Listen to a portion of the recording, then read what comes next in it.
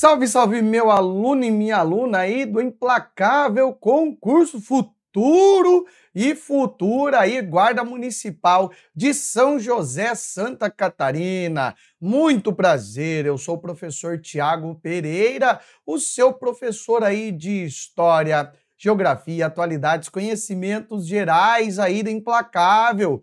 Hoje, o que nós vamos falar aí dentro desse edital, que considera, então, os aspectos históricos, geográficos, econômicos e culturais em relação à Guarda Municipal de São José, hoje nós vamos falar aí sobre os aspectos da história de Santa Catarina.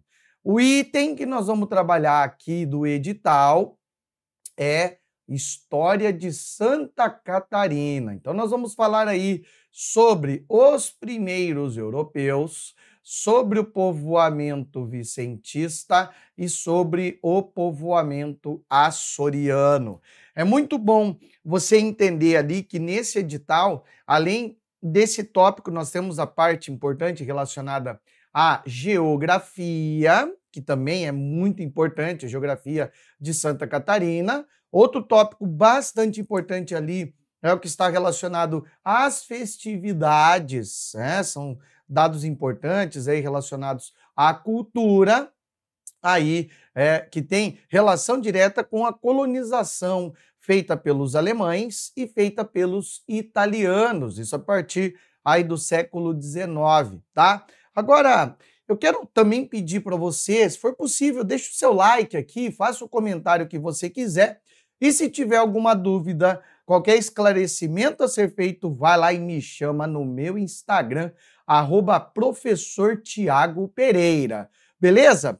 Então, piazada, ó, tema da nossa aula de hoje aí sobre história de Santa Catarina aí do edital da Guarda Municipal de São José, está relacionado então aí a esses três subtópicos: primeiros europeus, povoamento açoriano e o povoamento vicentista. Quando a gente fala, então, nos primeiros europeus, é muito importante lembrar que o território, chamado, então, de território colonial português e o território colonial espanhol, foi estabelecido lá através do Tratado de Tordesilhas, e esse Tratado de Tordesilhas, eu vou puxar aqui para o canto a informação. Tordesilhas foi delimitado em 1494, ou seja, 2 anos depois do processo de chegada dos espanhóis aqui na América. Mas a gente sabe que os espanhóis, eles permaneceram aí em um constante movimento de curiosidade em relação ao que tem nessa outra parte do território. Isso principalmente enquanto os portugueses não vieram para cá ocupar o território. Calma lá, Tiago, mas os portugueses já sabiam desse território em 1494? Não. Você sabe quando é que os portugueses souberam disso tudo? Os portugueses só vieram parar aqui na sua parte em 1500. Então, o Tratado de Tordesilhas vai ser essa linha que vai dividir aqui o território brasileiro entre Portugal e Espanha. E você já começa a perceber, caramba, uma boa parte do território brasileiro pertencia à Espanha. Caramba, Tiago, uma boa parte do território do estado aqui de Santa Catarina vai pertencer, então, aí à Espanha. Pois é, não sei se você tinha esse conhecimento, não sei se você tinha essa noção, a importância é de saber, opa, os espanhóis eram os donos da terra. Tá, mas o que vai acontecer, então, ao longo da história, em que, em primeiro lugar, os portugueses vão acabar ocupando o restante do território, e aí depois vários outros povos. São esses contextos que são muitíssimo importantes, tá? Então, Portugal chega aqui em 1500 e aí começam a ocupar.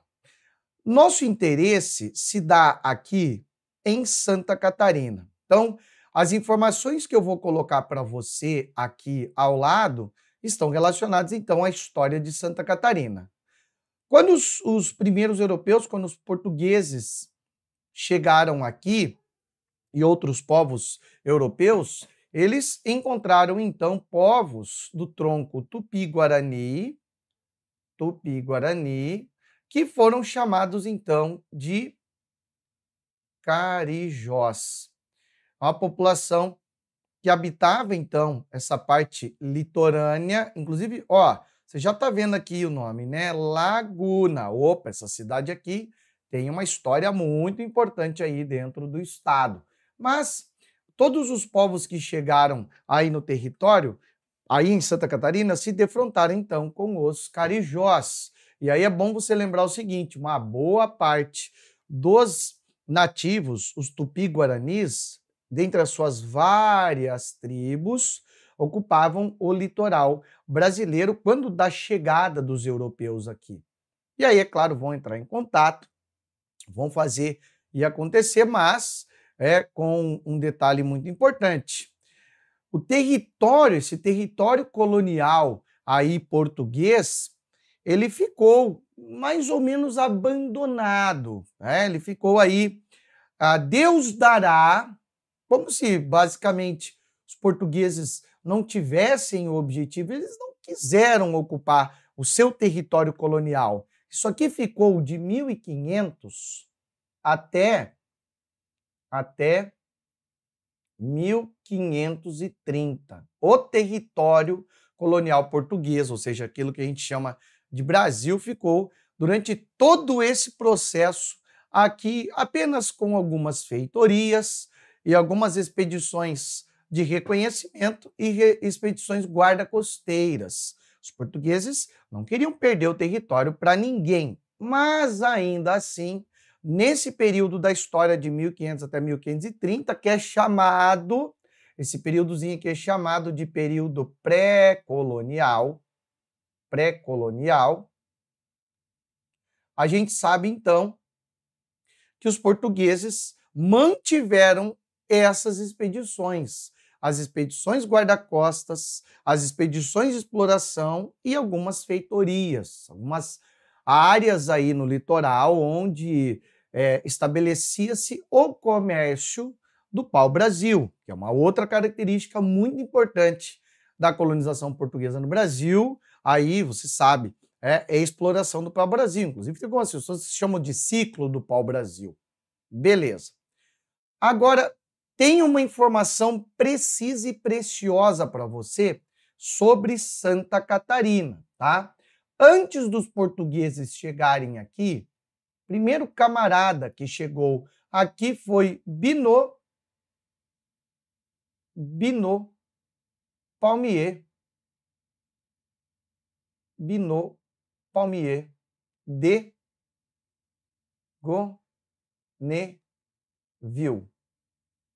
O Binot Palmier de Goneville chegou aqui em 1504. Aqui aonde? Chegou em Santa Catarina. Chegou, deu uma olhada no território, falou bacana. Por quê? Porque franceses, você deve ter percebido que ele é francês pelo nome dele, né? Franceses, ingleses, holandeses estavam aí de olho também nesse território, estavam olhando para toda essa vastidão aí do Oceano Atlântico. Mas o Binot Palmier de Goneville não se estabeleceu aqui, não veio para povoar, não veio para colonizar, não veio com toda essa potência.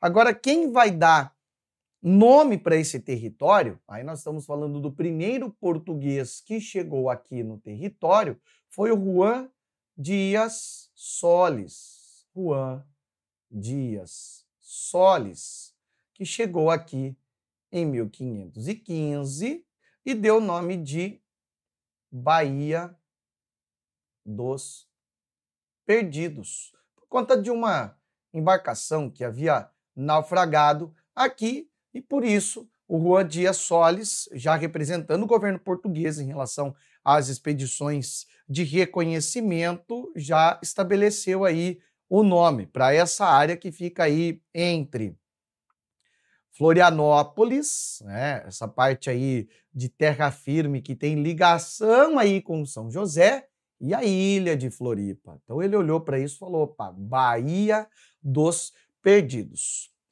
Quem é que deu o nome do estado? O nome do estado, você sabe que quem deu o nome, quem batizou aqui foi provavelmente Sebastião Caboto. Ele que provavelmente deu o nome aí em homenagem à sua esposa, ou então a uma santidade da Igreja Católica, Santa Catarina. Mas a primeira vez que apareceu num mapa isso, que pode falar assim, opa, agora Santa Catarina está em cartas náuticas portuguesas, foi lá, a primeira vez que apareceu foi nos mapas de Diego Ribeiro, lá em 1529. Primeira vez que apareceu em um mapa. Primeira vez que apareceu em um mapa foi no mapa, então, de Diego Ribeiro, lá em 1529. Aí já pode falar, opa, agora Santa Catarina está no mapa. E aí, a partir de 1530, o governo português vai pegar aquele território ali e vai falar assim, agora nós vamos ter que ocupar, agora nós vamos ter que chegar com força, por conta de vários motivos. Um deles é para garantir a posse do território, outro é para ver o que tem de lucrativo mesmo aqui dentro desse território, porque está na hora da gente fazer a coisa toda acontecer. Aí, o território brasileiro, ou aquilo que a gente chama de território colonial português da América, foi dividido em capitanias hereditárias. E aí, aqui mais ao sul, a gente sabe que a divisão em capitanias hereditárias seguiu, então, uma lógica racional, onde o território brasileiro foi dividido aí em linhas geometricamente, formando cada espaço aí entre as linhas, as capitanias, e essa capitania mais ao sul aqui, que era chamada, então, de essa capitania aqui, a partir do momento quando foram criadas as capitanias hereditárias, criadas lá a partir de 1530, estabelecidas em 1532, essa capitania aqui, chamada de Santana, que vai pegar aqui, como você consegue observar, uma parte do litoral paranaense e uma parte importante do litoral catarinense, a capitania de Santana foi doada, então, para Pero Lopes de Souza. E o Pero Lopes de Souza não teve aquele grandioso interesse nessas capitanias aí ao sul, tanto é que a gente sabe que o que estava dando mais dinheiro aí nesse contexto era o açúcar lá da região Nordeste. Então, Pero Lopes de Souza, o seu irmão Martim Afonso de Souza, que é quem veio estabeleceu a sistemática administrativa e a divisão territorial das capitanias hereditárias aqui no Brasil, não se interessaram aí pelas capitanias do Sul. Então, Santana a gente pode falar que ficou aí abandonada. Claro que lá no finalzinho do século XVI, quando os portugueses descobriram uma certa quantidade de ouro no litoral paranaense, em Paranaguá, isso tudo chamou muito a atenção. Então as pessoas passaram a circular aí com uma frequência muito maior nessa parte mais ao sul. Agora, como você viu ali no mapa, é somente essa partezinha aqui do território, somente esse pedaço bem pequenininho aqui de Santa Catarina, que pertencia então aos portugueses. Então tá, diante das dificuldades que vão acabar envolvendo aí principalmente a economia, dificuldades econômicas, mas o espírito aventureiro, aventura. Também é claro, essa aventura pode estar relacionada a necessidades. Nós vamos ter o que aqui? Dificuldades econômicas mais aventura igual a bandeiras. Bandeiras. Eu já vou colocar o nome aqui do agente da situação, os bandeirantes. Quem eram os bandeirantes, Thiago? Os bandeirantes recebem esse nome por quê? Porque eram exploradores que vinham de Portugal com basicamente 4 objetivos.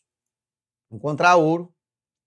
Então a gente está falando aí do ciclo de prospecção ou em claro, a retirada de ouro, metais preciosos, pedras preciosas do subsolo. Caça ao índio ou preação. Então esses bandeirantes andavam pelo território colonial português e também nas terras da Espanha, aí para capturar indígenas para vender como escravizados. Isso eles faziam desde a partir do momento que foi implementado aí o sistema de capitanias hereditárias no século XVI, durante o século XVII eles vão fazer e muito. Mas eles também estabeleciam relações comerciais com áreas muito distantes, que é aí as monções. E os bandeirantes, para fechar essas 4 ações, também acabavam sendo contratados para efetuar determinada missão. É o chamado sertanismo de contrato.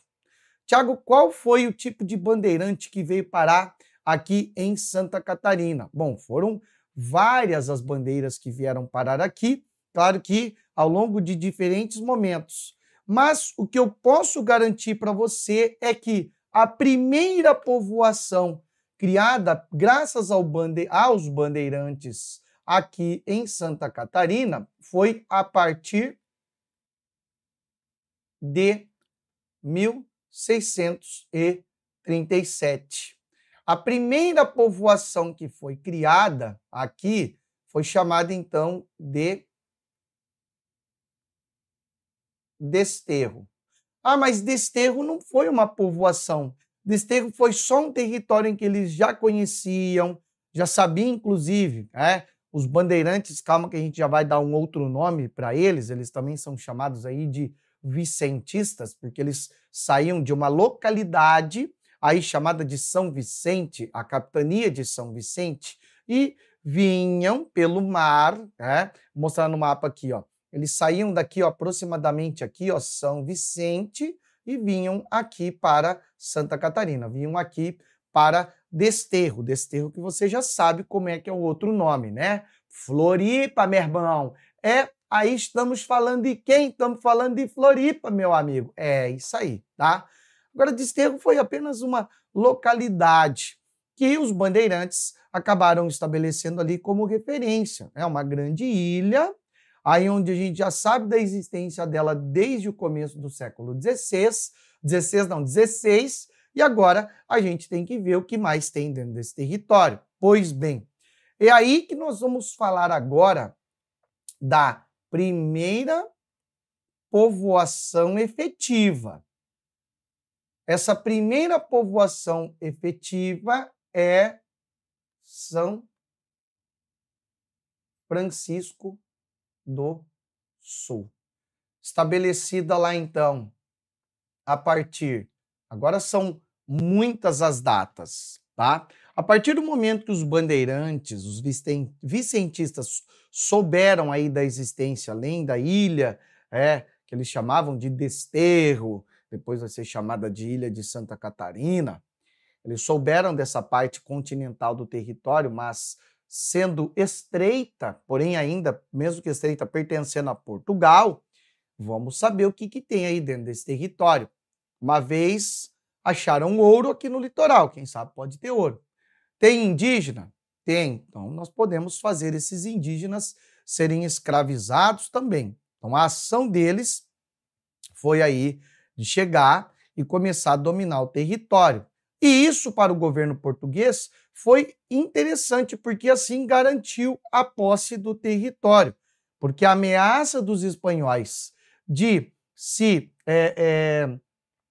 debandarem aí, de tentar ocupar essa parte do território, era grandiosa. Afinal de contas, as finanças aí da Espanha chegam em um determinado momento do século XVII que estava indo meio mal das pernas, igual a dos portugueses. Então, por isso que os bandeirantes, inclusive, se abalaram aqui do resto do território colonial português na América, do Brasil, para aqui a área mais ao sul. E aí fundaram lá São Francisco do Sul, tá? São Francisco do Sul tem aí algumas datas importantes, como por exemplo, o primeiro pelourinho que vai dar então aí a condição de povoado, vai ser criado lá em 1649, vai ser então construída a igreja matriz lá em 1650 e aí vai ser elevado à vila em 1653. E aí começa esse processo de ocupação dos primeiros europeus. Claro que, dentre esses primeiros europeus, nós devemos destacar aqui, e é muito importante, a gente sabe que os primeiros europeus acabam tendo essa relação com essa curiosidade, será que tem mais alguma coisa, será que não tem? E ela se limita, então, ao litoral. Agora, quando a gente passa a falar do povoamento vicentista, a gente está falando também aí, ó, nós estamos falando também de áreas que vêm além aqui, ó, de Santa Catarina, Ilha de Santa Catarina ou Desterro, né? Aqui, ó, aqui é o quê? Aqui é a ilha de Floripa, tá? Além desta área, nós sabemos que então outras povoações acabaram sendo criadas. E aí essas outras povoações vão acabar ingressando para dentro do território que outrora pertencia aos espanhóis. Mas, como o Tratado de Tordesilhas praticamente terminou em 1580, lá quando começou a União Ibérica, aí eu sei que você deve ter ficado curioso agora. Tiago, fiquei interessado. O que é esse negócio aí de União Ibérica? Bom, a partir do momento que você tiver essa dúvida, quiser tirar comigo, já falei aí o meu Instagram, @professor Thiago Pereira, manda bala lá, que daí a gente completa esse seu conhecimento, beleza?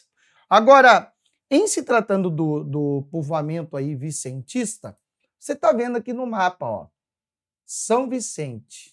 Aqui nós estamos falando da capitania de São Vicente. Então, é toda essa galera que sai daqui, ó, eles saem daqui, ó, vêm para várias e várias regiões. Tá vendo, ó? Eles vêm aqui, ó, para São Francisco do Sul, eles vieram aqui para Desterro, vieram também aqui para Laguna, tá? De Laguna vieram mais ao sul do Brasil, contribuíram aqui para o processo de conhecimento e reconhecimento aí desse território que depois vai ser chamado de província de São Pedro do Rio Grande, depois chamado de Rio Grande do Sul. Também vão acabar indo para o restante do território do espaço geográfico aí, mais a oeste em Santa Catarina. Agora, detalhes importantes sobre o povoamento vicentista. Então, eles já conheciam o território, já conheciam esta região. Não era novidade para eles, já sabia dos indígenas, já sabia aí do clima, já sabia o que tinha nisso tudo. E aí, galera, segundo a professora Valquíria Krieger Costa, ela vai então estabelecer o seguinte, dentro desse histórico do povoamento vicentista. Quando eles vieram para cá, como você viu ali no mapa, eles vieram formando, então, aí 3 núcleos, tá? Lá na obra Considerações sobre a Formação Territorial de Santa Catarina, então, eles vieram formando aqui, ó, 3 núcleos iniciais. Quais são esses núcleos? Então, nós estamos falando aqui de São Francisco do Sul, 1645. Ah, Tiago, mas você falou que o Pelourinho foi estabelecido lá em 1649, que eu falei antes, lembra? Eles já começam a se chegar, já começam a ver ali, pelo menos, o que tem e o aumento da frequência de pessoas aí em São Francisco do Sul, pela proximidade que tem com São Vicente, já começa a fomentar aquela ideia de que, opa, acho que dá para morar aí nesse território. Super bacana morar nesse território, tá? Então, além disso, além de São Francisco do Sul, a gente sabe que também depois, logo na sequência, vai ser criada aí, ó, Desterro, que depois vai ser chamada de Floripa, Florianópolis, estabelecida então em 1651, com destaque muito importante aqui, ó, para o bandeirante Francisco Dias Velho, que vai então estabelecer um povoado a partir de 1675. E aí, Laguna, mais ao sul, é o posto mais avançado aí do sul pelos portugueses, estabelecido então lá pelo bandeirante Domingos Brito Peixoto, Domingos Brito Peixoto,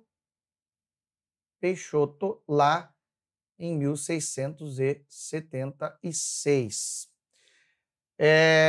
Com isso, a gente já começa a perceber que esse povoamento vicentista vai dar origem a esses primeiros núcleos urbanos e, a partir dessa chegada, já começa a ter um certo desenvolvimento.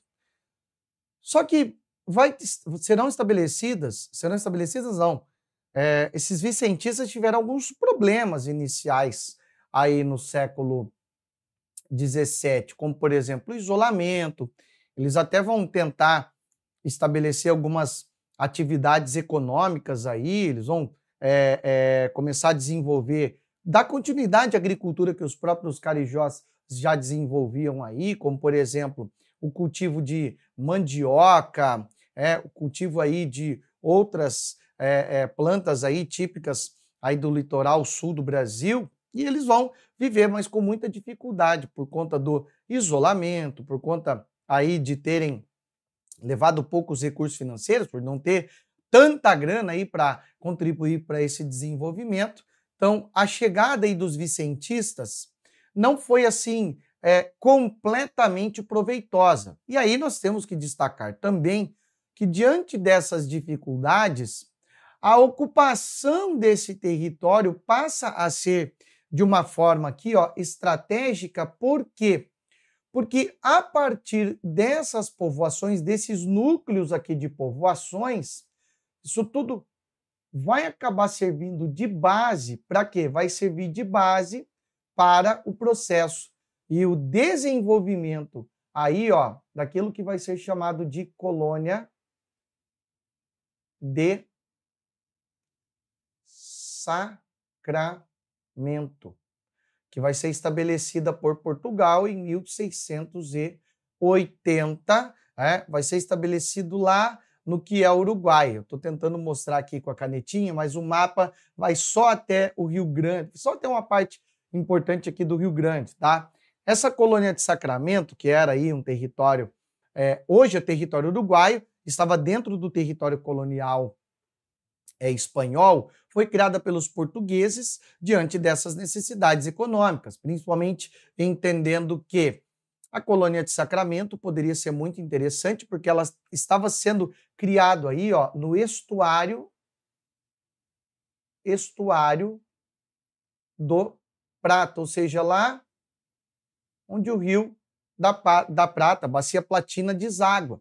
E aí os portugueses imaginavam, bom, já que temos muitas dificuldades econômicas, como, por exemplo, o declínio da economia açucareira, então agora nós vamos nos aproveitar desta área. E, estrategicamente falando, o litoral catarinense vai servir de base para que daqui, então, dessas localidades, desses núcleos de povoamento, os portugueses poderiam partir pelo Oceano Atlântico para chegar, então, ali na colônia de Sacramento. Só que, é claro, os espanhóis não gostaram nada desse processo, mas nada mesmo. Nada, efetivamente nada mesmo, tá? Desse processo aí de os portugueses criarem um território dentro do seu próprio território. Como assim? Não pode não, avião. Não pode não, violão. Isso vai dar uma treta desgraçada, mas essa treta desgraçada acaba tendo uma relação direta com o povoamento, inclusive, dos açorianos. Quando a gente fala, então, do povoamento açoriano, nós estamos falando, então, um povoamento que começa a acontecer a partir do século XVIII, que vai acabar envolvendo aí o pessoal que saía lá de Portugal, lá das ilhas, do arquipélago dos Açores, e também, é claro, das Ilhas Madeira, um território que pertencia, então, aí aos portugueses, faz parte lá da Europa, tá? Tá na região aí do Oceano Atlântico que pertencia aí nesse contexto a Portugal e até hoje pertence. Muito bem. Por que essa galera tá vindo para cá? Bom, por uma série de fatores, por dificuldades em Portugal, Portugal estava superpovoada, e aí, em 1746, alguns açorianos solicitaram ao rei, solicitação ao rei, para que eles viessem povoar esse território, não apenas Santa Catarina, mas o restante aí do território colonial português da América também. E aí eles acabam vindo. Quando eles chegam, então, aí em Santa Catarina, eles vão chegar primeiramente em Desterro, tá? Eles chegam aí em 1749 em Desterro. E, é claro, aqui temos uma parte muitíssimo importante, que eu vou encher de asteriscos, inclusive, porque eu acho que isso aqui será uma pergunta da prova, tá? São José. São José da Terra Firme, tá, meu aluno? Estabelecida, então, a povoação em 26 de outubro de 1750, tá? São José hoje, inclusive, é o quarto município mais antigo de Santa Catarina, vindo atrás aí de São Francisco do Sul, Desterro e Laguna. E aí, é claro, vai ser estabelecida aí como uma freguesia lá em 1751, freguesia em 1751, e aí vai ser elevada a categoria de vila lá em 1863 e também a categoria de cidade, lá em 1856. Muito bem. O governo português, quando então os açorianos resolveram vir para cá, concederam até algumas certas regalias para eles, como por exemplo, quando vocês chegarem lá, vamos estabelecer aí um perímetro para as suas áreas. Isso é uma área bem grande para vocês. E aí, eles vão acabar indo, inclusive, para o restante, essa parte mais litorânea, que os vicentistas já tinham iniciado esse processo de reconhecimento. Além disso, através, e também aí, muito importante lembrar, através seguindo os passos dos vicentistas, deram continuidade a algumas atividades, como, por exemplo, de agricultura, alguns cultivos aí, dentre eles a mandioca, mas eles já vão começar a praticar uma atividade que vai fazer uma diferença muito grande, que é o comércio, mas não é o comércio para fora aí, é o comércio ali dentro. Por quê? Porque vender coisas para fora e também produzir algo era proibido pela metrópole de Portugal. Portugal simplesmente proibia aí essas atividades, tá? Quero mostrar para você agora como é que você pode, então, enfrentar isso como se fosse aí uma questão, tá? Como se fosse aí uma questão, inclusive, com base naquilo que a própria banca pode aí lhe dar. Dá uma olhada ali, ó. Além disso, né, bom lembrar, antes de chegar na questão, tá? Falei para você aí sobre a criação da colônia de Sacramento, tá? Olha aqui onde foi criada a colônia de Sacramento, dentro do território colonial espanhol, onde hoje aqui acaba sendo aquilo que a gente chama de Uruguai. Por isso que então a presença dos açorianos aqui no território catarinense, aqui dentro do território catarinense, acabava sendo muito importante para garantir a posse do território, tá? Então, aqui a presença dos açorianos para Portugal era estratégica por conta do quê? Garantia da posse do território.